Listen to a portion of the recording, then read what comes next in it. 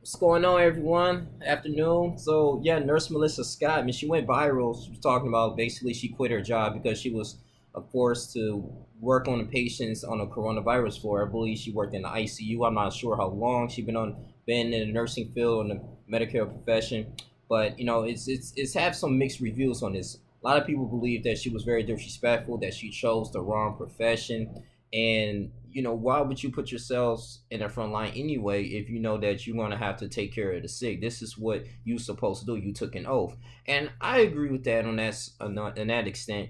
But just for her, she was just basically saying, like, she already had health problems. She already had, like, respiratory infection problems. Not only she don't want to be exposed to the virus and give it to other people, but mainly she felt like, why I'm not going to be the one that's going to be protecting the patients, and also too, I have to be okay. I have to be healthy to the point I have to see my children, and that's pretty much was her counter argument. It was like a 57-second video, and I'm a little neutral about this. I mean, your health is extremely important. Some nurses that that died of chest pain a few years ago, and they just simply replaced her. Yeah, people were sad, but they replaced her. And I'm not gonna say just blame to her job, but it could be the fact that nurses work like long hours, especially pandemics like this, work like 12-hour shifts. Man, some overtime, some many on call. It's a lot of things that goes on, man. In the nursing field, especially if you work in a trauma hospital. So I can kind of understand her frustration on that, and the fact that she like, hey, I have to take care of my children. We don't know. She said she don't have anybody to take care of her kids. So her kids come first because kids don't want to grow up without a mother or anyone in a foster home parent. So she was thinking far ahead, like, yeah, I'm doing everything I can, and people judge. She probably is an excellent nurse, but it's really not a field for everyone. And I'm not saying that she's bad on this part. She can easily get another job, especially if you have a bachelor's degree. When this whole pandemic goes over, she can work somewhere, and she could be a flight nurse. She can be all kinds of stuff, man. And go back to school, become a medical doctor. It could be many things.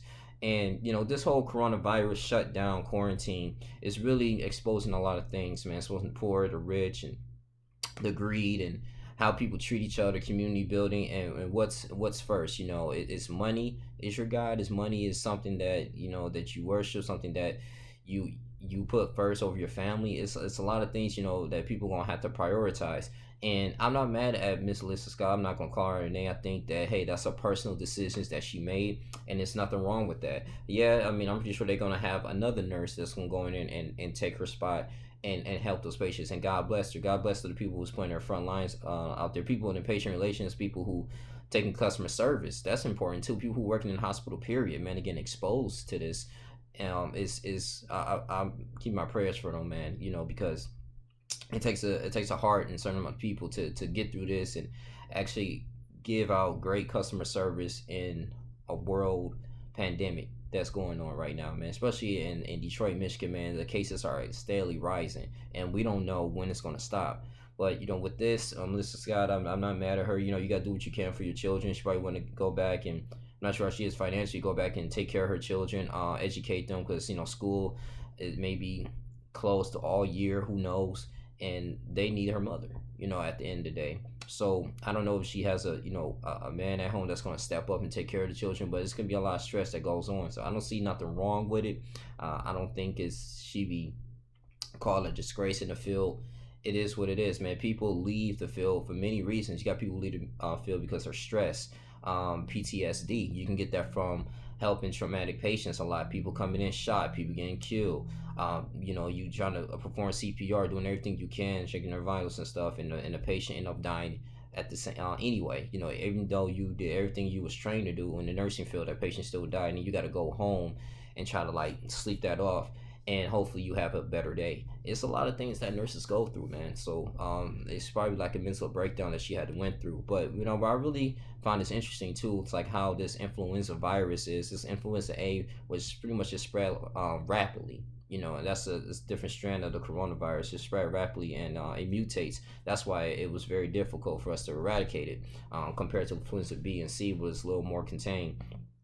Well, it has the hemagglutinin, which is a HA protein attaches to a cell. Once in the size, it multiplies. So a cell always have a host, and has a capsid as well, which is the shell of the virus. It has a host. When it stick to the host, and then it pretty much like dominates it, and then it has the neurominides, which is stands for Na. It sends that to another cell, and then it starts repeating itself. It starts attacking each cell it can and throughout your body, and then your immune system, which is normally just going to respond, it's going to attack it, but then again inadvertently it can attack itself, and therefore it can result to death, pneumonia, bronchitis, all kinds of stuff that can go on inside your body. So these viruses are very intelligent. It's something that we're dealing with.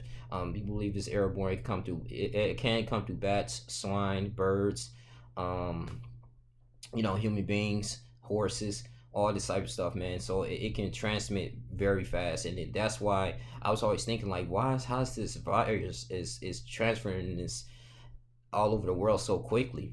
It could be that number one reason, is influenza A. So, vaccinations may be coming to a play, but you all know that people die from the regular flu. Thousands of people die from the regular flu every day, every year, and we have a vaccine. So, vaccines are really not an ultimate cure. It's not supposed to be a cure. It's supposed to be like a preventive treatment in a way.